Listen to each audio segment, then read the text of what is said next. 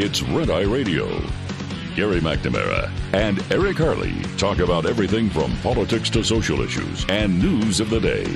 Whether you're up late or you're just starting your day, welcome to the show. From the Uniden America Studios, this is Red Eye Radio. And he's Eric Harley, and I'm Gary McNamara. All across America we are. Download our Red Eye Radio app today. Listen when and where you want, if you can't listen overnight. We'll get to the debt ceiling, even though there's nothing really to report except the Democrats keep screaming default, and that one word is a lie because it's not going to be any default. It's not going to happen. It's not going to. I mean, it's amazing that it keeps going on, and yet we know there's not going to be any default. Mm-hmm. Why? Because the Treasury Secretary said, "Well, no, we're going to pay off, any bonds that come due." Yeah. Well, then there's not going to be a default. Right. We can't let us default. Not just told you it's not going to be a default. Why do you keep saying there's going to be a default when there's not going to be a default? Right. And you keep saying it. And this isn't the first time. It's been said every time we've reached this point in any type of debt ceiling increase. Yeah. And we've said the exact same thing. Not going to be a default. Not going to be a default. Those Treasury secretaries at that time said, no, we'll pay off the interest and the principal that comes due on those bonds, and then we reissue more bonds, and so the principal then is taken up again, and what we're actually paying is just the interest on it. Right. And as we brought you since roughly the average of interest owed in the first quarter was roughly about $65 billion a month, and since we're pulling in between, anywhere between 300 and 500 billion in revenue. We have the money to pay the interest on the debt. Mm-hmm. We're not defaulting. Stop it. Right. So we'll get to that coming up here in a little bit. But I thought this was really interesting yesterday. London Breed, the mayor of San Francisco, was out there, at some of the worst parts of the downtown area, saying that we've got to do something different. This can't be allowed. We can't be doing this. And it was interesting because you had Fox News cover it yesterday, and they brought on Michael Shellenberger. And you know Michael Shellenberger from the Twitter files. Mm-hmm. It's the same Michael Shellenberger. He's involved in a couple of things. He's been involved over the last year on talking about climate change. Now, he's somebody who believes man is affecting the climate, but he believes that just like Bjorn Lomborg, who believes that everything the Democrats are doing is wrong when it comes to climate change. All the wrong things. He's also a homeless advocate who believes that what these cities like San Francisco and Portland are doing is the absolute opposite of what we should be doing for the homeless problem in this country. Mm-hmm. When you hear him talk, it's like, he's a lifelong liberal? Doesn't really sound like it at all. But he was a guest on Fox News. I want to play just a little bit of the report that they did just so you can hear the context of it. And it starts out with London Breed. It's really interesting what Shellenberger says because he's been following it. And he goes, she said the same thing a couple of years ago and then doesn't do anything about it. Right. He goes, this is what's going on. And then he's asked the question, well, why do they do that? Why does she say we're doing the wrong thing, and then they continue to do the wrong thing? Right. But this is great. So I wanted to play. There's you're going to hear some of the of London Breed, some of the anchors, and then Michael Shellenberger. Here we go. We can't keep speaking out of both sides of our mouth. On the one hand, we want change, and we want to hold people accountable. And on the other hand, we're willing to let people get away with murder. So that is the mayor in San Francisco, London Breed, addressing the city's crime crisis. The Democrat tried to hold a meeting in a part of town known as an open-air drug market. The reception was not kind. Michael Shellenberger is the founder of Environmental Progress with us in New York. Nice to see you, sir. Thanks for coming to the East Coast. Good to be with you. Great to see you. Yeah, the mayor also said compassion is killing people. We have to change what's happening. It's too easy to get drugs. They're dying under our watch. We have to do better. What we are doing is not working. So that's an admission, Michael. It is, although she said the exact same thing almost a year and a half ago and really didn't do anything. So this is a person that lacks leadership, I don't think there's any question that she's going to be voted out of office in a year and a half. Really? Yeah, I just think the city is out of control. I mean, every time we think it's hit rock bottom, it discovers a new bottom. I mean, someone threw a brick at her yesterday and ended up hitting a high school student. Wow. They had to evacuate the mayor from the scene because it was so chaotic. This is in an open-air drug market where the mayor herself had created a so-called supervised drug site that basically invited in drug dealers right across the street and allowed people to smoke fentanyl and meth in a city-supervised area. So why would she have an event there? I think that they're out to lunch. I think that they talk to themselves. They're in a bubble. They don't really understand how bad the situation is on the street. These are folks that don't actually go downtown anymore. I mean, you go to San Francisco's downtown right now, and it's like a zombie apocalypse. I mean, there's just not people going. I mean, you come to New York, and I'm like, wow, all the people on the street enjoying the city. It depends on where you are. Okay, to be fair. But we're talking about large parts of San Francisco. This is the epicenter of the AI boom. This is a major tech. This is the tech capital of the world, and it's been turned over to open-air drug scenes, open-air drug dealing, all run by drug cartels. I mean, it's just as bad as people imagine. You know, the latest, as we were talking about before, is that we've now discovered there's feces that cover so many of San Francisco's streets, in part because of all of the homeless drug addicts. There you go. Just to give you an example of what's going on. But it's interesting because London Breed's doing what a lot of Democrats do. Now, that's what they're doing right now. They're talking about how all the things that liberals have proposed are wrong, and then they go back and say we're going to do something about it, and they go back and do the exact same thing that they just said is the wrong thing to do. And we see it across the board. I mean, defund the police, right? Yep. Over and over again. Legalizing drugs. Right. The enabling the homeless. Right. And so now you have a society where in all these major cities, not only do you have a rise in crime, you have also the DAs that they put into place that are saying, no, we're not going to go after them. And if anybody gets arrested, we're going to do bail reform, and we're going to put them back on the street quickly, further endangering our citizens. And and then you have the mindset or the culture that is created by all of this in that people don't want to serve in law enforcement in those cities anymore. So I don't know where the fix is before those cities are just completely void of people. How many individuals leaving the Bay Area alone?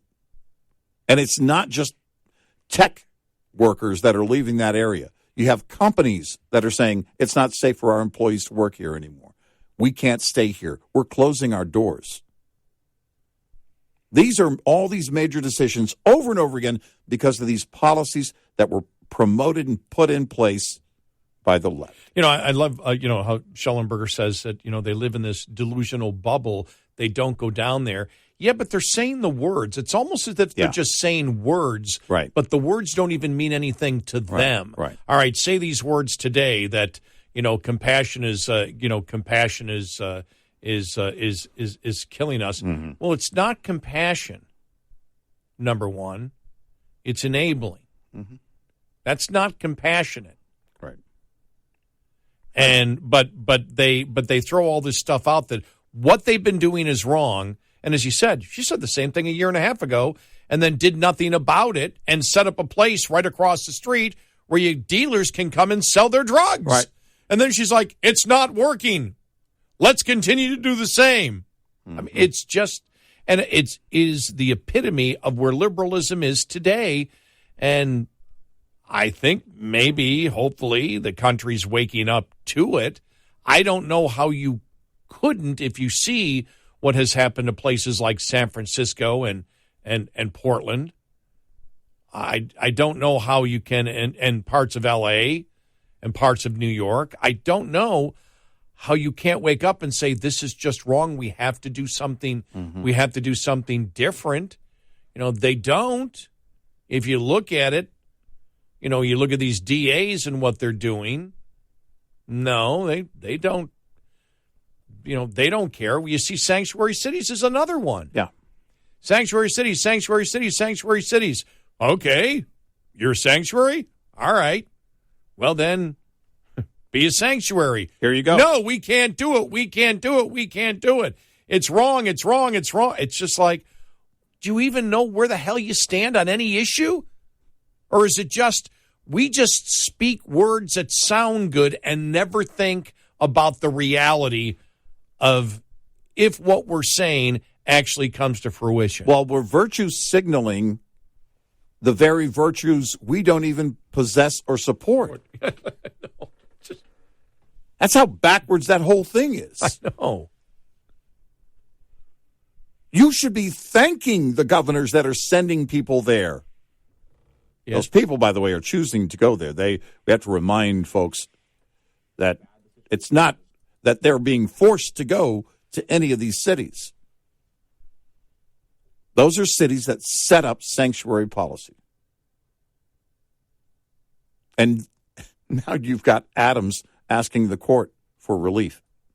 Please reverse what we did. Yeah. If I'm a judge in that situation, no. Go back to the city, work with your other city leaders, your city council, and you guys change it. Yeah, your city council made it a sanctuary city. I'm a judge. I can't reverse it. I'm doing nothing about this. You made this. You can undo it. You and your party did it. You may not have been mayor then, but your party did it, and you won election. So you need to go and you need to talk to the city council. But, of course, they can't do that. They have the power. They have the control. Just like we talked in California, the legislative body and the governor's office, majority Democrat. Why haven't they done reparations yet?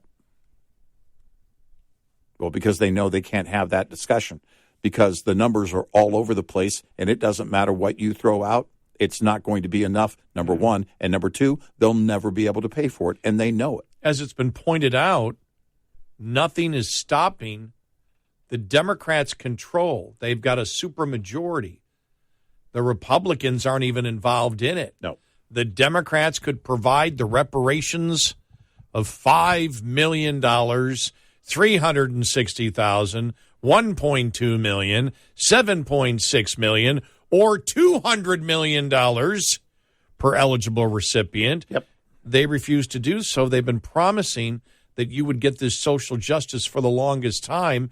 And finally, when you start coming up with numbers, and numbers on the low end that were presented of all the possibilities to Gavin Newsom, and he says, well, it's never really been about money. It's only been about money. Of course it is about money. And every single instance on everything that they stand for, when they get what they want, then they don't wish to pay for it. We've been saying this for so long, it just makes my bald spot hurt. But for the Democrats that live in those jurisdictions, cities or states that are controlled by Democrats, the crime is so over the top. Conditions are so bad, and it's so costly to live where you live, and it's overwhelmingly Democrat controlled. This is a choice. If you support those in power, you are part of that choice. You make that choice to live in those conditions. You know, we said something that we've said all the time, that everything we see in this country right now is because of the choices that we've made. We were happy that DeSantis used that yesterday. Yes. But it really is. Sanctuary city is a choice. It is. To fund the police, a choice. The rise in crime is a choice as a result of it. Open air drug markets is a choice. Yep. Letting dealers sell drugs on the street is a choice. DAs being elected that will not enforce the law and allow criminals back in the street is a choice. Borders, I just saw where Biden administration released thousands of illegal immigrant criminals back onto the streets of the United States. Yeah. That is a choice. Yep. That's what we're facing. We're not facing a threat from outside of this country. Nope. It's not because somebody has attacked us. It's not a natural disaster. It's because this is what the Democratic Party wanted to do. What we are living right now is their platform. Yep. 866-90 Red Eye. A near normal Atlantic hurricane season is expected in 2023. The administrator of the National Oceanic and Atmospheric Administration, Rick Spinrad, provides the numbers from this year's Atlantic hurricane outlook. There is a 40% chance of a near normal season, a 30% chance of an above normal season, and a 30% chance of a below normal season. As for the range of storms expected in 2023, NOAA calls for the following: 12 to 17 named storms with top winds of at least 39 miles per hour. Of these, 5 to 9 are forecast to become hurricanes with maximum winds of at least 74 miles per hour. NOAA Climate Prediction Center lead hurricane forecaster Matthew Rosenkrantz provides the whys for this prediction. The interplay between the El Nino and the favorable conditions across the Atlantic, not just the sea surface temperatures, but as well as the wind patterns and the shear patterns. It's kind of like a clash between those two features. I'm Rod Bain reporting for the U.S. Department of Agriculture in Washington, D.C. This report is made possible by Cenex Roadmaster XL Premium Diesel and Citgo Lubricants. Get in touch with Red Eye Radio, toll free at 866-90 Red Eye.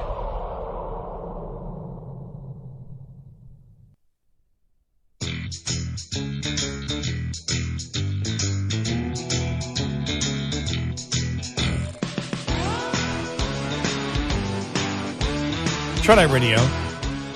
He's Eric Harley. I'm Gary McNamara. I think the biggest story in the whole debt ceiling debate is really not. I mean, I know the media, are we going to go into default or not? That's not happening. We're not going into default. No. And that's going to be settled. The biggest thing I see here is actually the political story of the media just revolting. Over President Biden. The media is going crazy. And some Democratic Congress people, too, just furious that he's taking off for a 3-day weekend while this is going on.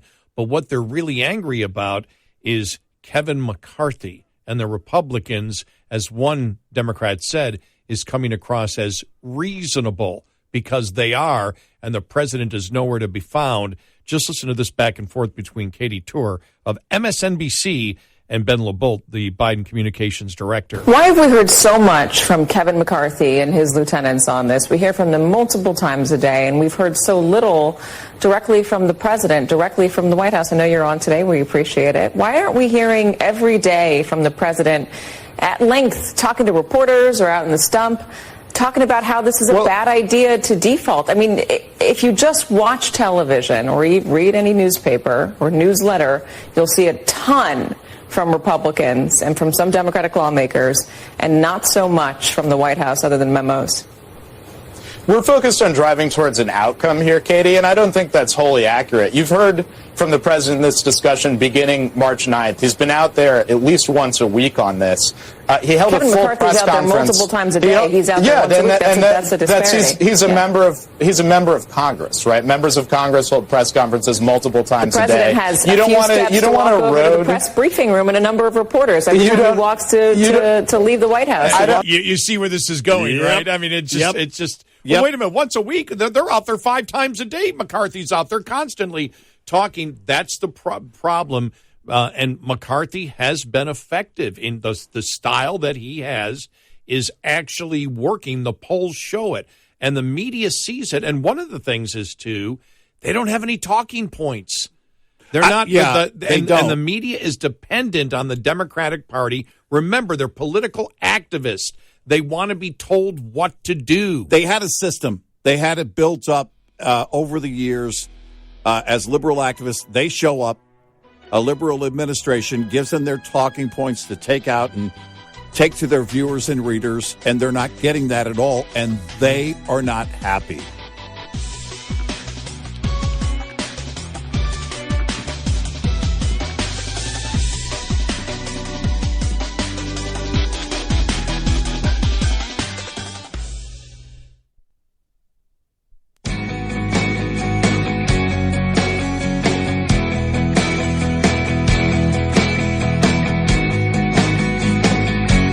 The Bonus Show.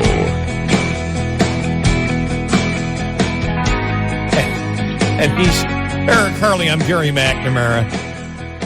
Oh man, I'm telling you, I'm just laughing because we started the week on Monday, and I was talking about that when I went golfing a week ago on Friday. No, I went on Saturday, and afterwards, we went for a beer in the clubhouse, and it was funny because the guys I were golfing with said, "Man, now we got to make decisions. What beer are we allowed to drink?" It was so funny. We were just dying laughing. It's like, okay, can't have a Bud Light, right? No. What about Mick Light? No, they're Anheuser-Busch too. Really? How many is Anheuser-Busch? And all of a sudden I look, and they've got beer on tap, and I'm like, is that 8 stuff, the Troy Aikman stuff? And the bartender said, yeah. And I said, what's that like? He said, the best light beer that there is. I'm like, oh, okay, you're a good bartender. Right. Or a good salesman for that beer. Yeah. Exactly. For the beer. And I said, okay, so I'll have one. It was actually really, really good. And you and I actually on Monday, and I talked about it, and I said, we went to the website, we went to the 8 website, and we're just, we're a beer for hardworking people, and we brew with integrity, and we're like, yeah, this is how you sell beer. Well, Troy Aikman's been making the rounds this week, and he's been making the rounds with the media. Now, 8 is only sold in Texas, I guess, right now. And I haven't yet told any of my Buffalo Bills friends that I drank an 8 beer. I don't know if that's allowed or not. So I may be getting into trouble sports-wise for having one last week. But Troy Aikman put out a Twitter video here, very short, only 16 seconds long, sort of the way that you really should be marketing beer. Yeah. Here it is. Everyone's talking about beer companies these days, but nobody's talking about beer. I started 8 with the goal of creating a company dedicated to making really great light beer. No agenda, no distractions, just great f***ing beer. There you go. That's great commercial. And then in the actual tweet, he has, lately there's been a lot of talk about beer companies and not enough about conversation about what really matters, the beer itself. Some brands are taking shortcuts to gain consumers. We're committed to producing a first-class product, no hidden agendas, no distractions. Come join Team 8. Now, by the way, this is not an endorsement. We just of any beer. We're not looking to get free beer. Yes, no, wait a minute. We're not looking for. Hold on. Oh, but wait a minute. We wouldn't argue with someone who wanted to give us free beer, but that's not the point. Well, Bud Light is. Yeah. What? Giving you free beer if you want free beer. Yeah. They're giving free beer. Yeah. No thanks. They're giving beer away. Yeah. Oh man, and they can't even give it away. It's like you and I were talking about authenticity in beer marketing. Less carbs, more drunk. By the way, call Uber, and if you believe you have an alcohol problem, here's a number of AA. This is our beer. It's cold and bubbly, and man, it really, really tastes great. So now you know every reporter is going to attempt to find Troy Aikman and make him take a stand on an issue. Yeah. Well, what do you think about this? Yeah. My answer would be, this is a really great tasting beer. I want to talk about 8 beer. If you come at me, I'm only going to be looking for free advertisement. What do you think about it? I think 8 beer is terrific. Sold in Texas. Drink responsibly. With all organic hops. Don't be a loser. Call Uber. You know, it's not that hard. Not that hard at all. And then I read this headline, and I'm sorry, I started out the show with this. I said, it's Idiot Friday. Because when I read the headline, Target CEO defends Pride display adjustments while vowing LGBTQ support. This has been a very hard day. I burst out laughing. I go, So you're riding the tightrope. What you're going to say is, well, no, we have taken some of the products we were selling from the Pride display off, which were the center of the controversy, but we still support the LGBTQ. You know what else is a hard day? When you have to update your resume.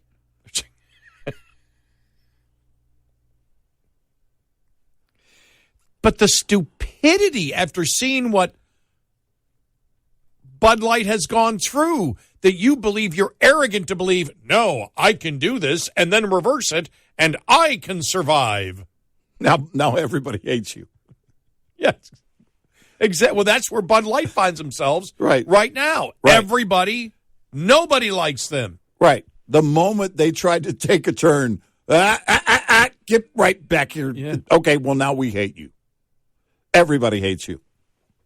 Way to go. And the Dodgers did the same thing, except they flipped twice.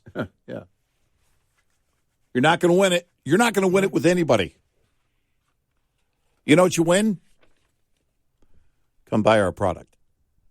We think it's the best product in the world. End of story. You stay out of it. Is this the lesson that kills DEI, ESG? By the way, we're not talking any ingredients in Chinese food. No additives. Organic only. No DEI. Kramer. And extra MSG. Yeah. Quite possibly, because if you don't learn from this, then and you believe it's still a good idea to go woke, good luck. Good luck. I saw the headline: a conservative investment firm said, "Bye-bye Target." Yeah. Yeah. Because they can't trust that you're going to make decisions that are sound in the future. This isn't the first time with Target. That's a great point. Yep. Yeah, there's a pattern. And they had to back away from the whole bathroom thing back when that happened. Mm-hmm. And when you look at that, it's like, oh, okay, you touched the fire, you got burned. Fair enough. The second time, it's, oh, this is a pattern. You didn't learn. And then especially at the end of the, after the turn on the second time, the CEO's trying to play both sides. It's a very hard day. Well, you ain't seen nothing yet. Because this isn't measured in one day. It wasn't measured in one day with Bud Light. It just keeps getting worse. We did this way back with, Starbucks, even before the whole come talk to a barista about race. Yeah, let's talk race. Now they're sitting in the boardroom. Listen, now they're close. Now they're close. A few years later, who would ever have thought if I would have told you, Eric, in 8 years, Starbucks will be closing down Starbucks that unionize. Exactly. It's, they're sitting in the boardroom back then. All right, listen, I came in, I was on the way in. I stopped and got my almond toffee Rocococo mocha flavored decaf, and I had an idea. This is going to go over so well. Everyone will love this. What? We're going to talk something. I want to have a national conversation about a topic that everybody loves talking about. People are begging us to talk about this. What is it? Race. I'm sorry, did you say race? So because if you don't mean NASCAR, what is wrong with you? Unless you mean NASCAR, and this is Starbucks, you don't mean NASCAR. Oh my gosh. You know what it's like?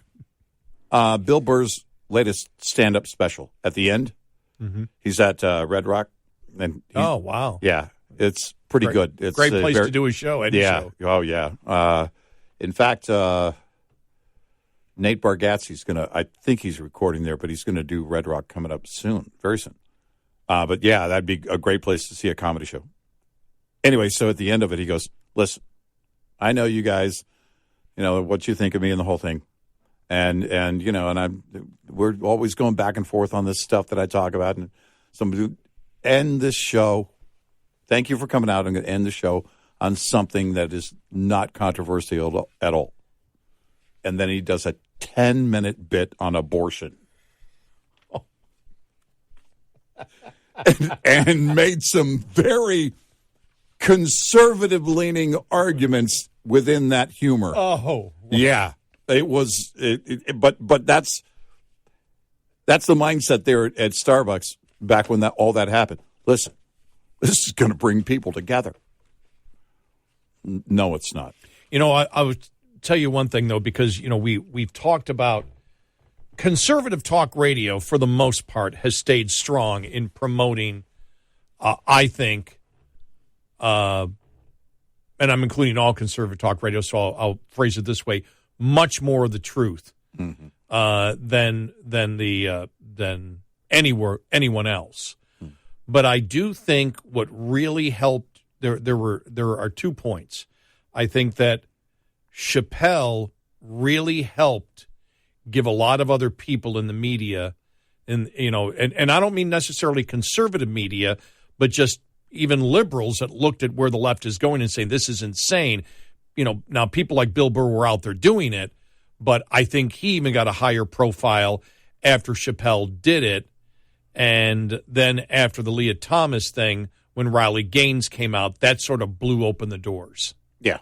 At that point. And now you have more people willing to, because now it's almost like it's a bandwagon.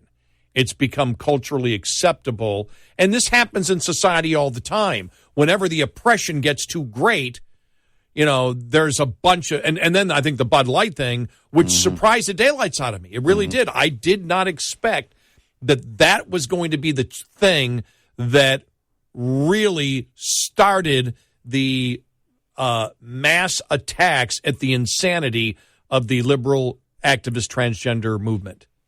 Well, the idea that you, again, inserted yourself into those private conversations that people have when they're having a beer, and then also turned your brand into really a pride flag and asking people to carry that flag. Well, that's not why people have a beer. Maybe some of them do, where they sit down and talk about those things, but you're not a part of that. You're just the centerpiece at the table. Yeah. You're not part of the conversation, and you shouldn't believe that you are, like Starbucks. Don't tell me what I need to be talking about, what interests me. It may be, I may be talking about that, but you're going to make my coffee, and then I'm going to go talk about it. You don't have a place in that conversation. I guess my point was that stand-up comedy has at times really started the change in movements. Yeah. It really, and I really do think that Chappelle was the one that got, not that it wasn't being done on a local level, but Chappelle was the one that really got it going. Conservative talk radio was doing it, but the popular culture sort of expects it. Yeah. And so, the conservative talk radio is that we were doing it, but there's sort of an expectation that there's always going to be that. But when you break into the mass popular culture outside of the political genre, as we probably are viewed as, it just blew the door wide open. Yeah, I think it also, brought to the surface a lot of things, than Schellenberger and Twitter and everything else. And I think, just Bill Maher. Mainstream podcasts like a Joe Rogan changes the conversation too, where other people are listening to it that wouldn't listen to a political podcast or show, and that changes conversations. 866-90 Red Eye. We'll be right back with more Red Eye Radio with Eric Harley and Gary McNamara.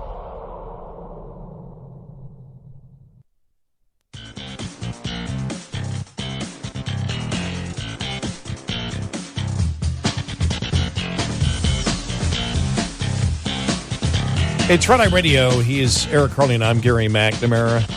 Memorial Day and the remembrance of those Americans that gave the ultimate sacrifice. Yeah. And died for everything that we have here today, all the freedoms that we have. There's always going to be challenges and major challenges in this country, but we have the Constitution.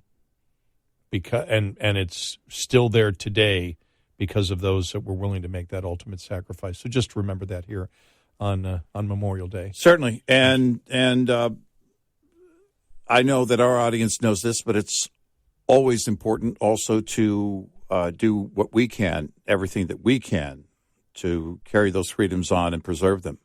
Otherwise, those sacrifices, those lives are not honored properly. And they should always be honored. And Gary, safe travels. We'll see you back here Monday night. Yep. Everybody have a great weekend.